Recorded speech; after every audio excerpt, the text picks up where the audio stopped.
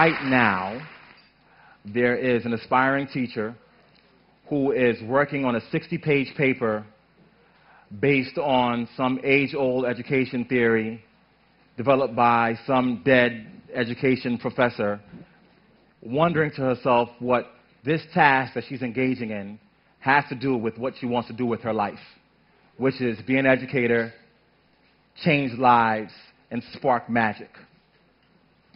Right now, there is an aspiring teacher in a graduate school of education who's watching a professor babble on and on about engagement in the most disengaging way possible. Right now, there's a first-year teacher at home who is pouring through lesson plans, trying to make sense of standards, who's trying to make sense of how to grade students appropriately, while at the same time saying to herself over and over again, don't smile till November, because that's what she was taught in her teacher education program. Right now, there is a student who is coming up with a way to convince his mom or dad that he's very, very sick and can't make it to school tomorrow.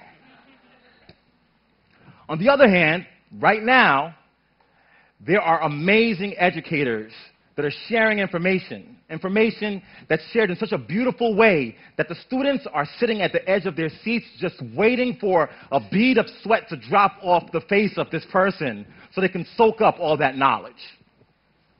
Right now, there is also a person who has an entire audience wrapped with attention, a person that's weaving a powerful narrative about a world that the people who are listening have never imagined or seen before. But if they close their eyes tightly enough, they can envision that world because the storytelling is so compelling. Right now, there's a person who can tell an audience to put their hands up in the air, and they will stay there till he says put them down. Right now. So people will then say, well, Chris, you described a guy who's going through some awful training, but you're also describing these powerful educators. If you're thinking about the world of education, or urban education in particular, these guys will probably cancel each other out, and then we'll be okay. The reality is, the folks I described as the master teachers, the master narrative builders, the master storytellers, are far removed from classrooms. The folks who know the skills about how to teach and engage an audience don't even know what teacher certification means. They may not even have the degrees to be able to have anything to call an education.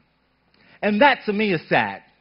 It's sad because the people who I described that were very disinterested in the learning process want to be effective teachers, but they have no models. I'm going to paraphrase Mark Twain.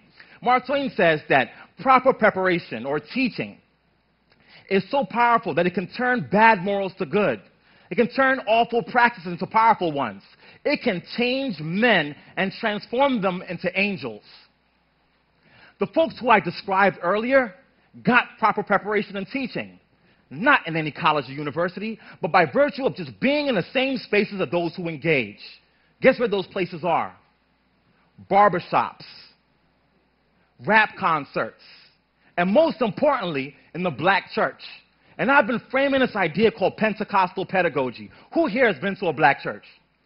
We got a couple of hands.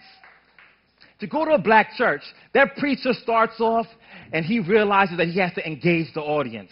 So he starts off with this sort of wordplay in the beginning oftentimes. And then he takes a pause and he says, oh my gosh, they're not quite paying attention. So he says, can I get an amen? Amen. So can I get an amen? Amen. And all of a sudden, everybody's reawoken. That preacher bangs on the pulpit for attention. He drops his voice at a very, very low volume when he wants people to key into him. And those things are the skills that we need for the most engaging teachers.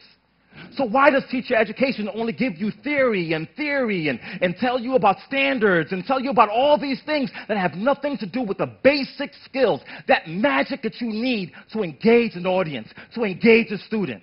So I make the argument that we reframe teacher education, that we could focus on content, and that's fine.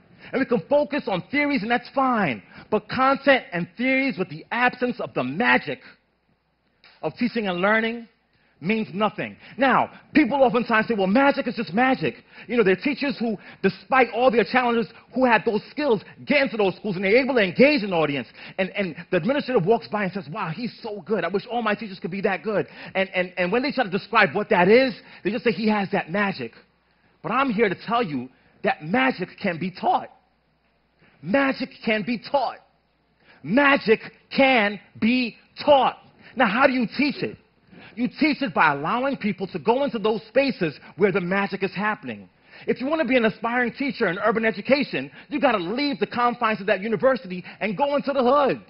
You got to go in there and hang out at the barbershop. You got to attend that black church, and you got to view those folks that have the power to engage and just take notes on what they do. In our teacher education classes in my university, I started a project where every single student that comes in there sits and watches rap concerts. They watch the way that the rappers move and talk with their hands. They study the way that he walks proudly across that stage. They listen to his metaphors and analogies, and they start learning these little things that if they practice enough, becomes the key to magic. They learn that if you just stare at a student and raise your eyebrow about 1/4 of an inch, you don't have to say a word because they know that that means that you want more. And if we could transform teacher education to focus on teaching teachers how to create that magic, then we can make dead classes come alive. We can reignite imaginations, and we can change education. Thank you.